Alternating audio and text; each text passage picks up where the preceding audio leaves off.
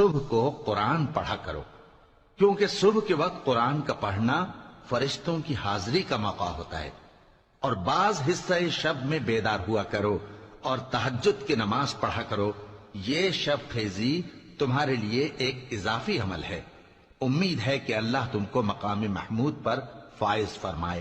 اور کہو کہ اے پروردگار، مجھے مدینے میں اچھی طرح داخل کیجو اور مکے سے اچھی طرح نکالیو، اور اپنے ہاں سے زور و قوت کو میرا مددگار بنائیو، اور کہہ دو کہ حق آ گیا اور باطل نابود ہو گیا، بے شک باطل نابود ہونے والا ہے۔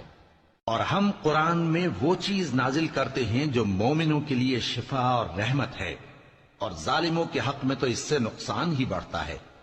اور جب ہم انسان کو نعمت بخشتے ہیں تو روح گرداں ہو جاتا ہے اور پہلو پھیر لیتا ہے، اور جب اسے سختی پہنچتی ہے تو نا امید ہو جاتا ہے۔